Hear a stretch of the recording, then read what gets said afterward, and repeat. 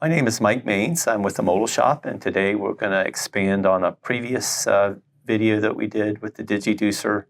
That was a short 19-line script in Python. In today's script, we just add a few more lines of code. We're now to 32 lines of code, a few more comments. And the thing that we're doing today is we're importing find digi devices. This is a Python file that's sitting in the same directory as this find digi import.py file that you can download from our GitHub site and be able to run this script. This script will find the Digiducer exit. If it doesn't find a Digiducer device, we'll demonstrate that as well today.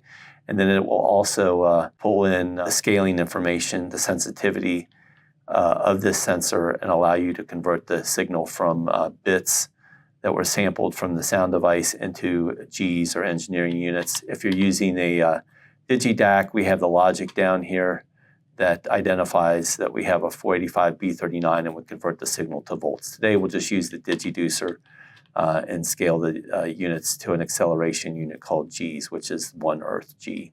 Again, we're importing the sound device so we can record the data. We are importing the MATLAB plotlib.pyplot so that we can plot the data, and we're importing the NumPy library so that we can store the data in arrays so that we can actually record and plot the data. And again, the addition is this find digi devices, a Python file that we have written here at the Modal Shop that will go out and find how many Digiducers and DigiDACs we have plugged into the system. If you have multiple, it will find multiple. In this script, we're just going to use the first device we find to record our data and scale our data as well. So let me start the demonstration. I'll hit the Run Python file, a button over here on the right-hand side, and I will pick up the Digiducer and shake it. Notice I'm not tapping it on the table or tapping it on anything, but just using my hand to shake the sensor. And you can see that we've got 2 seconds worth of data.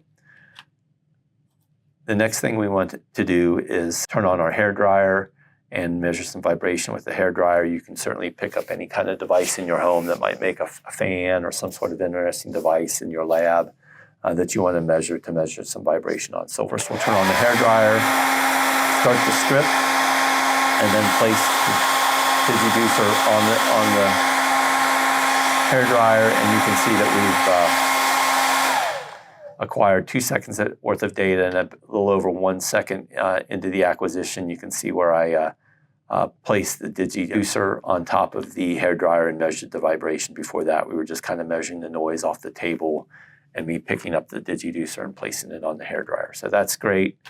The last thing I want to do is demonstrate what happens if we unplug the Digiducer. I've unplugged my Digiducer. I'm going to run the Python script, and we'll see down here in the terminal window that no devices were found.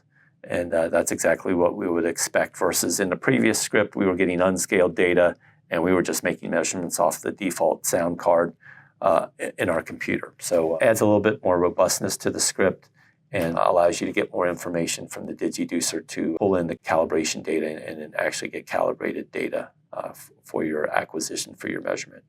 So thank you for your time, and certainly let us know if you have any questions.